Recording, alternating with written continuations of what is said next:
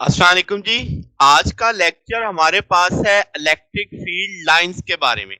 इसे हम lines of force भी बोलेंगे। फिर हम इनकी प्रॉपर्टीज को स्टडी करेंगे।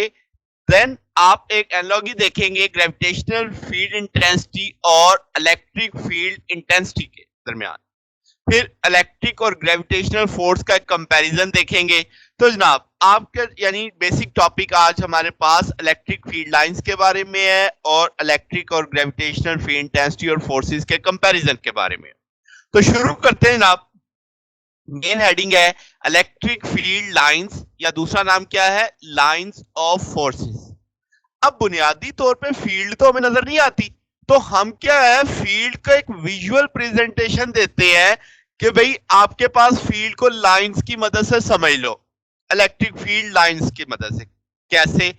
जब आप टेस्ट चार्ज रखते हैं तो टेस्ट चार्ज पे जिस जानिब फोर्स लग रही है तो हम कह देते हैं भाई फील्ड लाइन इस जानिब जा रही है। ठीक है, तो इससे एक मैप बनता है। वो मैप बुनियादी तौर पे मुझे इंफॉर्मेशन देता है फोर्स लगने की डायरेक्शन की और स्ट्रेंथ, ताकत की, कि कितनी ज्यादा फोर्स लग रही है। जितनी ज्यादा फोर्स लगेगी इसका मतलब फील्ड भी उतनी ताकत वाली होगी। ठीक होगी बात? तो अब आपको समझ आ रहा है कि इलेक्ट्रिक फील्ड लाइंस एक मैप का रोल अदा करने वाली है जो मुझे फील्ड की सीमत भी बताएंगी और फील्ड की ताकत भी बताएंगी। ठीक होगी बात? अब आपके पास अगर आप इसको देखें कि विजुअलाइज यानी आप देखें कि तो हम इनको लाइन ऑफ फोर्स इसलिए बोलेंगे कि इस में टेस्ट चार्ज पे क्या लगेगी, फोर्स लगेगी।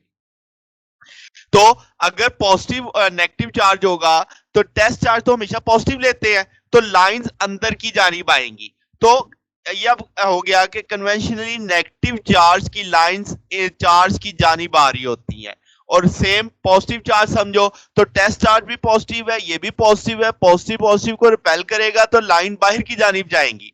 तो ये जनाब पॉजिटिव चार्ज की लाइंस आउटवर्ड ड्रॉन आ गई। और अगर पॉजिटिव नेगेटिव मेंशन कर दिया जाए तो अब आपके पास दो चार्जेस करीब करीब पड़े थे, पॉजिटिव और नेगेटिव। तो पॉजिटिव से वो परे धकेला जाएगा, जैसे ही वो नेगेटिव के पास पहुंचेगा नेगेटिव से अपनी जानिब खींचना शुरू कर देगा। तो ये अब आपके पास एक मैप का कंसेप्ट आ रहा है। अच्छा, इसमें अब इसकी प्रॉपर्टीज को जरा देख लेते हैं तो हमें जरा और इसकी अच्छी समझ आ जाएगी। तो पहली प्रॉपर्टी क्या है कि अगर आप ये फिग देख रहे हैं तो ये लाइंस आपको पॉजिटिव से निकलती दिखाई दे रही है, यानी ओरिजिनेट होती दिखाई दे रही है, और नेगेटिव पे टर्मिनेट होती हुई दिखाई दे रही है। तो हम कहते हैं ये स्टार्ट करती है पॉजिटिव से और एंड करती है किस पे, नेगेटिव पे। फिर किसी एक पॉइंट पे अगर आपने डायरेक्शन देखनी है इलेक्ट्रिक फील्ड लाइंस की तो टेंजेंट लगा दो। जैसे आप इस फिग में देख रहे हैं, आपको E1 दिख रहा है, E2 दिख रहा है, E3 दिख रहा है। Tangent at a certain value point, at any point है, तो वो मुझे एक स्पेसिफिक डायरेक्शन देगा कि इस एक पॉइंट पे फोर्स इस जानिब लग रही है। ठीक होगी बात? यानी फील्ड की डायरेक्शन इस जानिब है। अब जैसे जैसे लाइंस क्लोज होंगी तो हम मानेंगे कि भाई फील्ड ताकत वाली है, यानी जितनी लाइंस की तादाद पर यूनिट एरिया ज्यादा हो जाएगी तो हम बोलेंगे फील्ड स्ट्रॉन्गर है। और जितनी आपकी लाइंस दूर दूर हो जाएंगी तो इसका मतलब पर यूनिट एरिया फील्ड की लाइन कम हो गई है तो हम बोलेंगे फील्ड वीक है। तो आपके पास number of lines passing through per unit area, वो आपके पर यूनिट एरिया बोल रहा हूं, तो that is represent electric field strength also. ठीक होगी बात? अब आगे चलते हैं। इलेक्ट्रिक फील्ड लाइन एक दूसरे को क्रॉस नहीं कर सकती। क्यों नहीं क्रॉस कर सकती? अगर आपने देखा कि आपको टेंजेंट से सिमत पता चलनी है, और टेंजेंट तो एक ही हो सकता है ना भाई, एक पॉइंट की एक ही डायरेक्शन हो सकती है। अगर लाइंस ने एक दूसरे को क्रॉस किया तो इसका मतलब वो लाइन जिस सिंथ में जा रही है तो एक पॉइंट के दो टेंजेंट बन गए, जो कि मुमकिन नहीं है। तो इलेक्ट्रिक फील्ड लाइंस क्रॉस नहीं करती।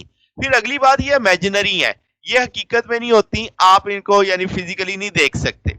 और ये सीधी भी हो सकती है और कर्व भी हो सकती है। सीधी वाला कंसेप्ट भी अभी आगे कैपेसिटर वाला से अभी फिक्स समझते हैं तो उसमें आ जाएगा। जैसे आप देख सकते हैं कि एक पॉजिटिव प्लेट है, एक नेगेटिव प्लेट है, ये इतनी एक दूसरे के करीब है कि लाइंस ऑलमोस्ट ऑलमोस्ट स्ट्रेट हो जाती है। कर्व तो आपको नजर आ ही रही है कि जब आपके पास डिफरेंट चार्ज, आइसोलेटेड चार्जेस दो अलग अलग जगह पे पड़े हैं, मगर उनको जब करीब लाया जाएगा तो उनकी लाइंस एक दूसरे की वजह से कर्व होनी शुरू हो जाएंगी। फिर जनाब ये कॉन्ट्रैक्ट करती हैं लॉन्गिट्यूडनली, एक्सपैंड करती हैं आपके पास साइडवेज पे। फिर ये किसी मीडियम से पास भी कर सकती हैं। तो ये जनाब आप इसकी चीदा प्रॉपर्टीज हैं जो इलेक्ट्रिक फील्ड लाइंस की आपने समझी कि भाई आपके पास लाइंस क्लोज होंगी तो आपकी फील्ड ताकत वाली है, लाइट वीक होगी तो आपकी फील्ड लाइंस दूर होंगी तो फील्ड कमजोर है, ये एक दूसरे को क्रॉस नहीं करेंगी, ये इमेजिनरी होती हैं, पॉजिटिव से शुरू होंगी नेगेटिव पे खत्म होंगी, टेंजेंट इनकी डायरेक्शन बताएगा किसी भी एक पॉइंट पे। ठीक होगी बात। अब अगले स्टेप पे चलते हैं।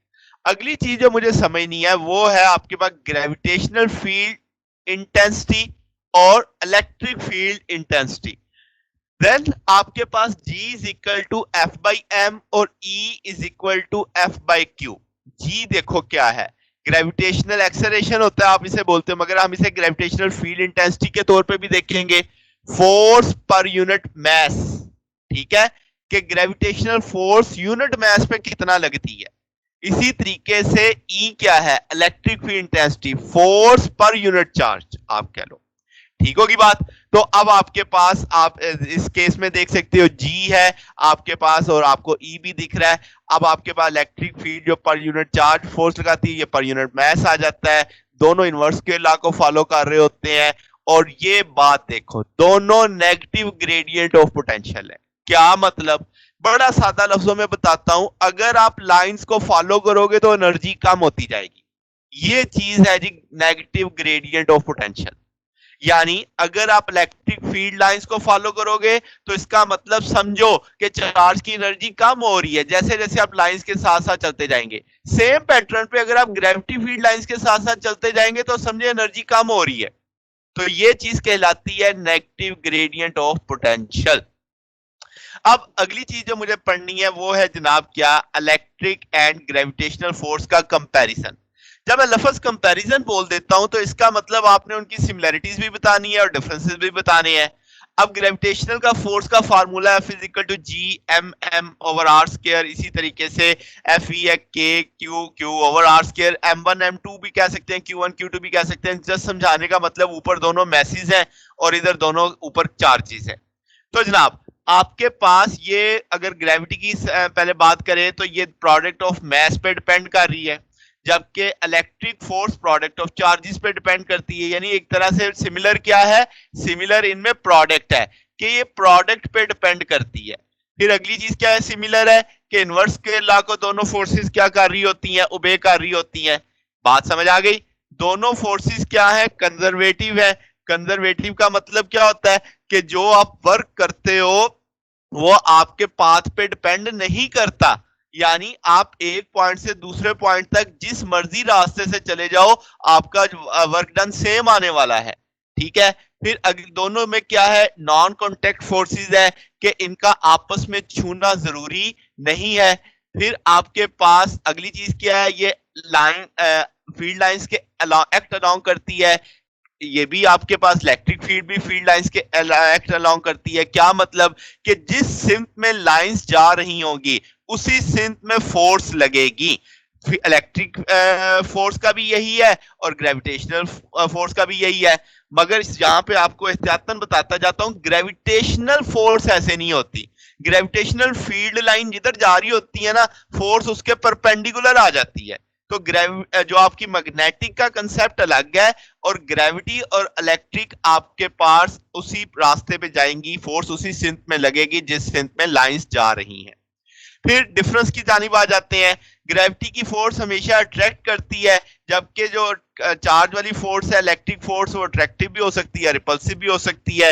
ये ग्रेविटी की फोर्स एक वीक फोर्स है। आप एक बॉल को फेंकते हैं तो बॉल अगेंस्ट द ग्रेविटी चली जाती है, जबकि चार्ज वाली फोर्स एक स्ट्रॉन्ग फोर्स है तो एक ताकत से उसे पकड़ खींचती है। फिर आप देखते हो ग्रेविटी की रेंज काफी ज्यादा होती है, तो आपके मून तक को तो उसने अपनी ग्रेविटी में रखा हुआ है अर्थ ने। तो आपके पास चार्ज की फोर्स एक शॉर्ट रेंज होती है। यानी अगर आप किसी इलेक्ट्रिसिटी में काम कर रहे हैं तो किसी वायर पे एक चार्ज है या किसी ऑब्जेक्ट पे चार्ज है तो आप उसके यानी आपके पास उसकी देखेंगे उसकी रेंज इंतहाई कम होगी। फिर ग्रेविटी जो है वो मीडियम पे डिपेंड नहीं करती, जबकि आपके इलेक्ट्रिक फोर्स मीडियम पे डिपेंड करती है। ग्रेविटी को आप शील्ड भी नहीं कर सकते, जबकि चार्ज वाली फोर्स यानी इलेक्ट्रिक फोर्स को आप शील्ड कर सकते हैं। इसका जो कांस्टेंट है वो यूनिवर्सल कांस्टेंट है और इसका कांस्टेंट जनरल कांस्टेंट है। जनरल कांस्टेंट से क्या मुराद कि ऐसा कांस्टेंट जो किसी ना किसी चीज पे डिपेंड करता हो, जबकि यूनिवर्सल कांस्टेंट ये है कि वो किसी चीज पे भी डिपेंड नहीं करता, जस्ट एक नंबर है। ठीक होगी बात। तो जनाब ये आज का टॉपिक था हमारे पास। आज हमने क्या देखा, हमने इलेक्ट्रिक फील्ड लाइंस को स्टडी किया। हमने इलेक्ट्रिक फील्ड लाइंस का मतलब समझा कि हमें क्या हेल्प करती है। वो हमें इलेक्ट्रिक फील्ड की स्ट्रेंथ भी बताती है, उसकी डायरेक्शन भी बताती है। फिर हमने उसकी प्रॉपर्टीज को स्टडी किया। फिर हमने इलेक्ट्रिक फील्ड स्ट्रेंथ और ग्रेविटेशनल फील्ड स्ट्रेंथ के बारे में स्टडी किया। फिर हमने इलेक्ट्रिक फोर्स और ग्रेविटेशनल फोर्स की सिमिलैरिटीज देखी और डिफरेंसेस देखे। तो आसान सा टॉपिक था आज, इतना ज्यादा इसमें कोई कंसेप्ट नहीं था। तो जनाब बकिया इंशाल्लाह फिर नेक्स्ट देखेंगे। अगर आपको इसमें कोई बात पूछनी हो, कोई क्वेश्चन हो, कोई डाउट हो, तो आप वो नीचे कमेंट्स में पूछ सकते हैं। वीडियो अच्छी लगी हो तो वीडियो को लाइक कीजिएगा, दोस्तों के साथ शेयर कीजिएगा और चैनल को भी सब्सक्राइब कर दीजिएगा। ओके जनाब, अल्लाह।